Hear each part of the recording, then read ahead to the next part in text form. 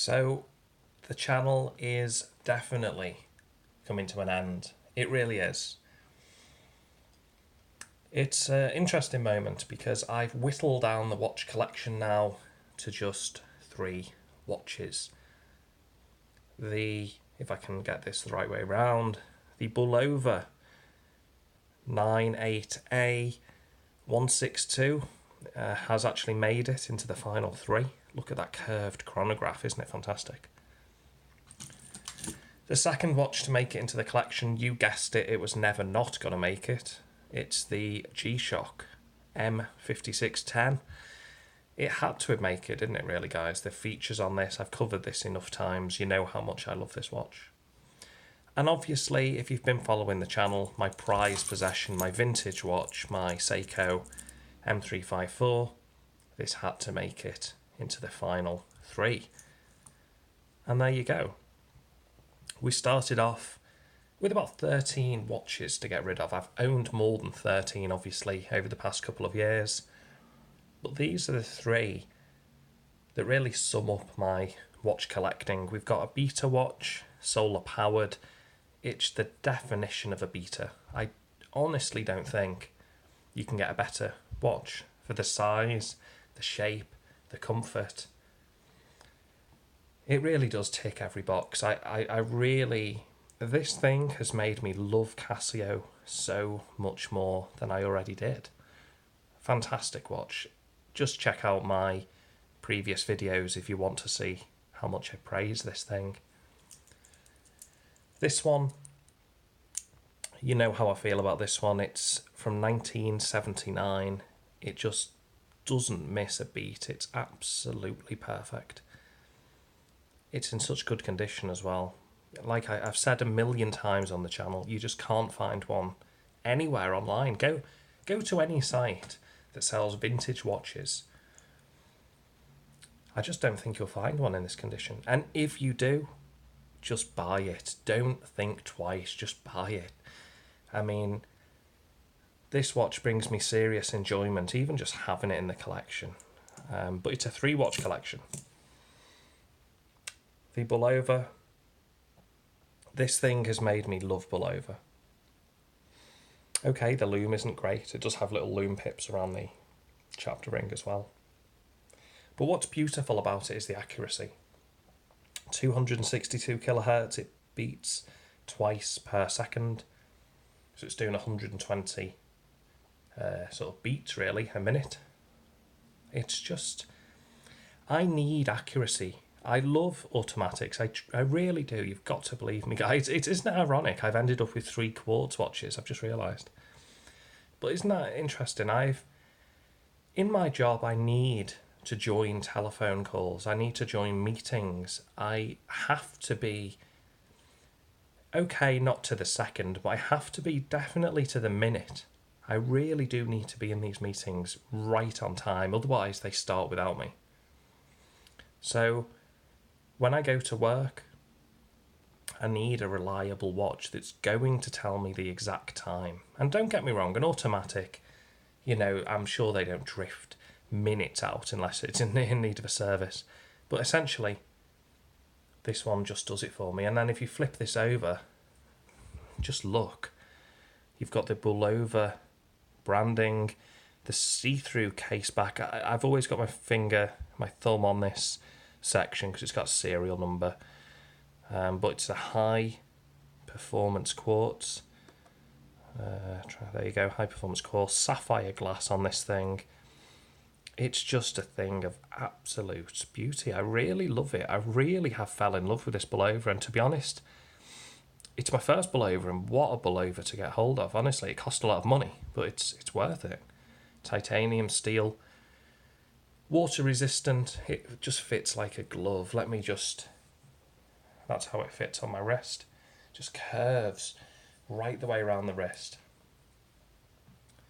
So, we're 4 minutes 40 into the video. I'm going to end this one very quickly, but let me just tell you guys, thank you for everyone who's followed me on the journey.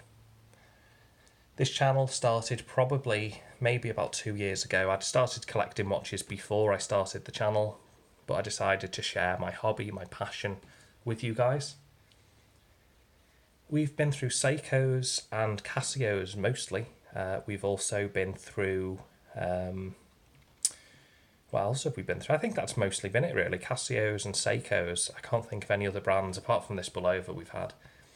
I never got any sponsorship for the channel, unfortunately. Oh, we went through Orient as well, the Orient Bambino.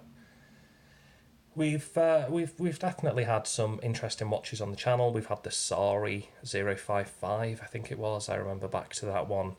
That was an automatic with a pretty damn good power reserve. I do have a little bit of buyer's remorse for that one, actually, but I'm not in a position to rebuy watches.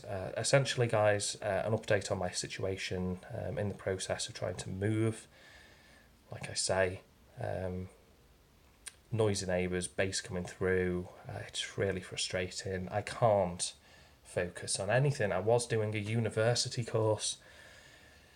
Essentially had to cancel it. I can't concentrate with the noise situation. And along with just general life, bills, ambitions, things I want to do. The watch addiction was taking over. I mean, you saw the amount of watches I had. It was craziness. It was crazy. I mean, I have to pinch myself really to make me realise that there was no end in sight. If I didn't make a conscious effort and speak to you guys watching the video, this collection would have just grew and grew. And in the end, I would have just had watches on top of watches, just like this. And it was ridiculous. It was ridiculous. And now I've got a beta watch, a vintage piece, and a more business casual style watch, which is, again, super accurate. It's just what you need for the workplace. And so is this one as well. This is Atomic Time. So, nothing wrong with the normal quartz. Absolutely nothing wrong with automatics. I love automatics. But for my lifestyle, I've discovered I just have to have a quartz, guys. Although I do love automatics and, I wouldn't rule one out in future, but I'd have to get something like a Hamilton. I forget the name of it. There's a Hamilton out there with an 80-hour power reserve. 80 hours. But anyway, let's not get sidetracked and buy more watches. That's not the aim of the game here. So, yeah, I guess what I want to say is thank you for every single comment I've ever had. I never thought I'd get to, on some videos I had 7,000 viewers, 7,000 people listening to me chat about watches. It's insane.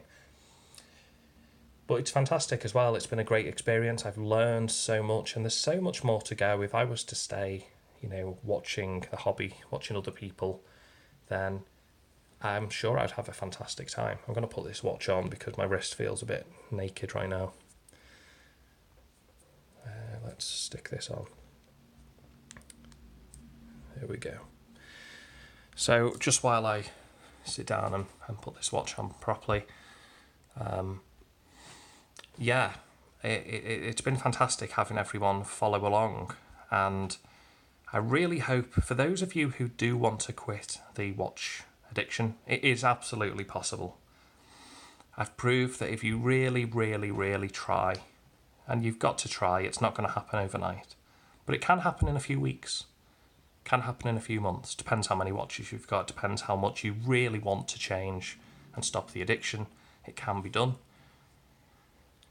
And I probably will make a follow-up video to this one, but it's probably going to be in a year's time when I've sorted out some issues. Again, I had to deal with the ex-girlfriend leaving after 7 years. Mentally, it took its toll on me. It's what led me into this craziness with watches, really. It was some sort of weird mental disorder, I guess. I'm being honest with you. But I've kind of claimed my sanity back. And it feels crazy to say that, I guess, but I have. I've claimed it back. It's here to stay. And onwards and upwards to everyone watching the video. Again, thank you for tuning in. I will sort out my house, my life, the girlfriend issue, just getting over that, maybe finding someone else at some point in the future, my watch addiction. 2019 is all about reclaiming, refinding myself, and I hope it is for you guys as well. On that note, until next time, thanks for watching. It's been Simon the Watch Guy. Really appreciate it. Take care.